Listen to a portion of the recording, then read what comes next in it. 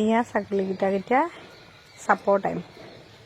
চাপৰ, mineral mixer আৰু নিমখ অকণমান দি দিছোঁ। ঐ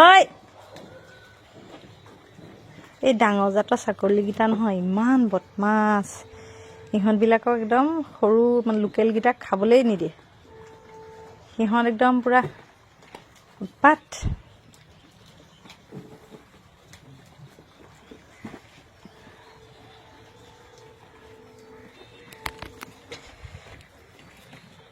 গোটেইকেইটাই খা।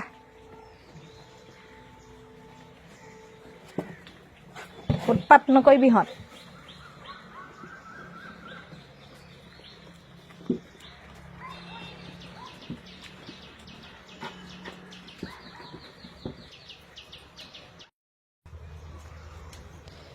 ইমান যুদ্ধ লাগে দেখিছেনে? সিহঁতৰ ভিতৰত একদম মিলাপ্ৰীতি নাই। খোৱা কামোৰা, ইজনীক ঠেলি সিজনীক কেনেকৈ খাওঁ। এইজনী আমাৰ এই কোলাজনী আৰু এইজনী আমাৰ বেয়াকৈ ঠগিলে জানেনে? এইকেইজনী, এই কোলাজনী বিটেল আৰু এইজনী কৰ বেয়াকৈ আমাক ঠগি দিলে নহয়।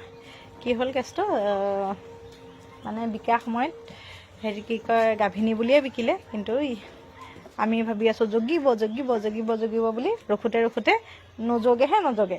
তাৰপাছতহে মানে এইটো কি কয়, যেতিয়া আকৌ নতুনকৈ সিহঁতে ঘাই বিচাৰিছে তেতিয়াহে মানে গম পোৱা গৈছে। মানে এতিয়া গাভিনী এনেই ঠগি দিলে জানেনে? এইজনীক পূৰা ঠগিলে, এইজনীকো ঠগিলে। এজনী এতিয়া নতুনকৈ গাভিনী পৰিলে, জগিব আৰু।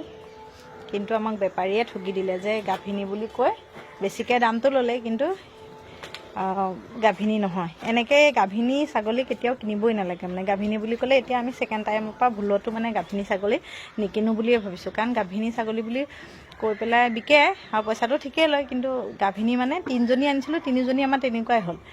সেইটো কাৰণে গাভিনী ছাগলী আৰু ভুলতো কেতিয়াও নিকিনো মানে। আৰু পাৰিলে যোনে ছাগলী কিনে আৰু গাভিনী বুলি ভুলতো নিকিনিব দেই, মই সেইটো কৈ দিলোঁ। আৰু এই ডাঙৰ জাতৰ ছাগলীকেইজনীক ঠগিলে আমাৰ, য'ৰ পৰা মানে যাৰ পৰা কিনিছিলোঁ ভালকৈ ঠগি দিলে। পইচাটো ঠিকেই গ'ল আৰু।